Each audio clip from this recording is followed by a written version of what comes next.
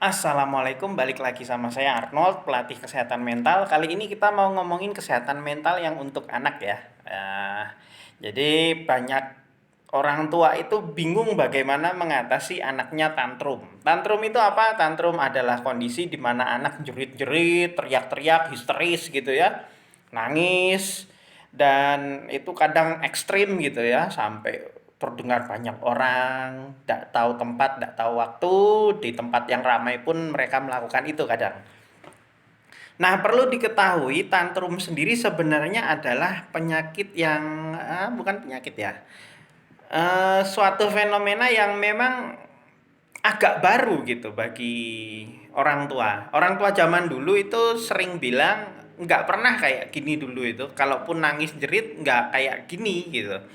Ya memang yang namanya manusia kan terus berkembang ya. Terus banyak terjadi perubahan karena banyak perubahan bahan makanan dan lain sebagainya itu membuat memang manusia berubah gitu, dari masa ke masa ada perubahan. Nah, tantrum ini akhir-akhir ini sangat banyak terjadi. Sebenarnya tantrum itu adalah hal yang alamiah di mana anak itu bingung gitu ya. Jadi seorang anak mengalami tantrum karena bingung merasakan suatu kondisi yang dia sendiri nggak tahu itu apa. Jadi misalnya ini ya, dia minta sesuatu terus tidak keturutan. Itu dalam diri si anak akan merasakan sesuatu yang nggak nyaman, tapi dia bingung nggak nyamannya ini gimana gitu kan. Akhirnya dia teriak-teriak, jerit-jerit. Nah, kalau udah teriak-teriak, jerit-jerit, itu orang tua biasanya langsung, wah beliin es krim, beliin apa gitu, yang penting dia diem.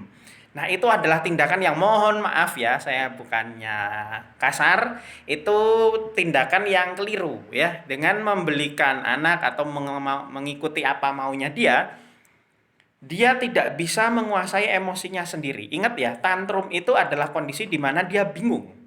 Sehingga dia harus bisa melatih diri untuk mengatasi bingungnya tersebut. Dengan apa? Dengan dibiarkan dulu. Dengan dibiarkan dulu, maka dia akan berlatih mengenali perasaan tersebut. Dia akan mengenali perasaan tersebut, sehingga dia bisa beradaptasi ya. Kalau anak itu tantrum terus tidak diatasi dengan baik, artinya tidak dibiarkan dulu sampai dia reda sendiri, nanti dia akan berlanjut tantrumnya sampai gede gitu kan. Bayangin aja kalau udah dewasa masih tantrum, gimana itu loh. Pasti jauh lebih repot lagi.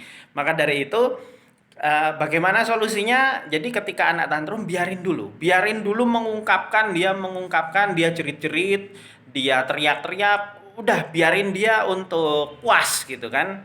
Sampai dia puas, nanti baru kita nasihati. Ya, kita nasihati ketika dia sudah capek gitu kan. Biarin aja nggak apa-apa, bahkan kalau perlu kita ngomong gini, ayo nak keluarin semuanya, nangis lebih keras lagi, nangis lebih keras lagi, nangis lebih kenceng lagi, dan seterusnya itu sampai dia benar-benar selesai tantrumnya. Nah, dengan demikian nanti lama-lama dia akan melatih dirinya untuk mengatasi kondisi tersebut dari dalam dirinya sendiri. Ingat ya, jadi biarin aja dulu, nanti kalau dia sudah sampai tahap yang membahayakan dirinya sendiri atau membahayakan orang lain kayak banting barang gitu kan, mukul diri sendiri, mukul orang lain, itu baru kita tangani dengan cara memeluknya erat-erat, lalu kita katakan mama atau papa sayang kamu, atau siapapun kami sayang kamu, intinya gitu. Jadi jangan langsung di stop karena itu adalah fase latihan dia. Ingat, ini adalah fase latihan bagi si anak untuk mengenali emosinya. Kalau tantrum itu nggak selesai sampai dewasa pun dia akan tetap tantrum, dan biasanya permintaannya jauh lebih gede ya.